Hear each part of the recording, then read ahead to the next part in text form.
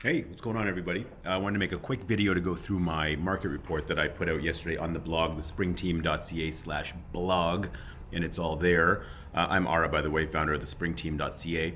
Okay, so let's dig right into it. So just keep in mind that these numbers that I always refer to are for the urban communities of Toronto, from the core out, east, west, and a little bit north, not north of Bloor. So we're going south of Bloor to the eastern portion of the beaches, to the eastern portion of so just before Etobicoke starts, and down to the lake, basically. So it's all the urban communities. Think Leslieville, Riverside, Roncy, High Park, those kind of neighborhoods. So generally the market is performing very well, some better than others, but overall we're still experiencing a seller's market. So if you have a home or a house or condo to sell, you will probably be doing very well right now.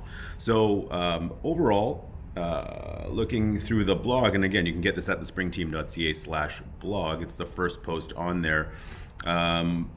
The sales volume overall is not generally all that important, but it's increased by 8.13% in the core and 18% on the east side. Now, volume, that's expected as prices increase, so it doesn't necessarily mean there were more sales. It just means that the overall price of the collective unit home types that sold were increased by that much. So that's sort of expected. But what I want to look at are actual sales versus new listings that came online during that time. So if we look at the East End communities, there were 6.3% more listings on the market, but there were also nearly 6% increase in actual sales.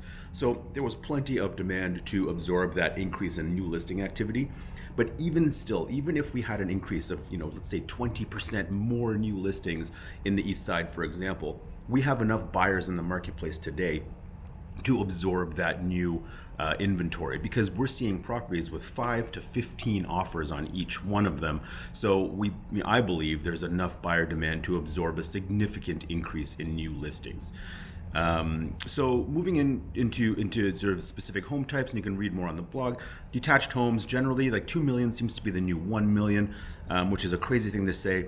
In 2006, before 2016, so 2016, 15, 14, 13, there were zero $2 million sales east of the Don Valley Parkway.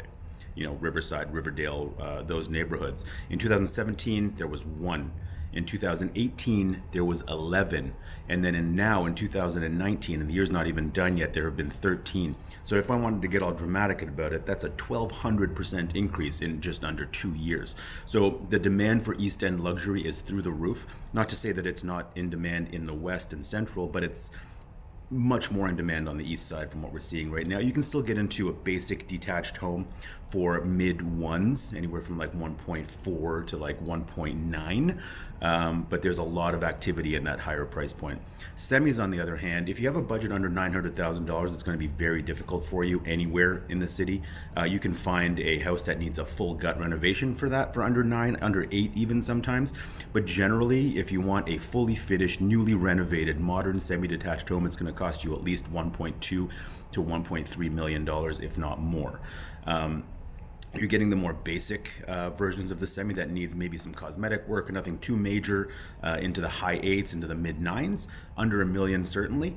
But if you try to get your budget up to close to $1 million as possible to be able to get into that semi that doesn't need to be completely blown up and gutted. Townhouses have been performing very well, obviously.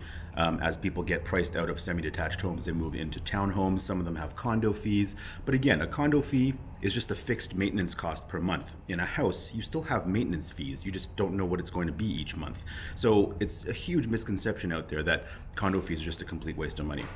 And condos, of course, are doing very well. 500K is sort of not a price point that we're seeing anymore out there. 600,000 seems to is becoming the entry level price point for condos, and that's about it. So everything else on the blog, I've got some awesome posts coming up. I've got my top 5 pre-construction projects that aren't new launches. I'm getting a little bit tired of new launches. I want to focus more on existing pre-construction projects that have units available to buy with awesome buyer incentives. I want to focus on some projects that aren't necessarily great for me to sell because they're not offering me the highest commissions, but they're offering you the best deal. So I've pinpointed 5 of them, and that's coming out in a blog soon. So make sure you're signed up And you can do that at TheSpringTeam.ca/blog. There are links in there to sign up to receive all this information. So thank you so much. Ara Memorian here. I will see you next time. Peace.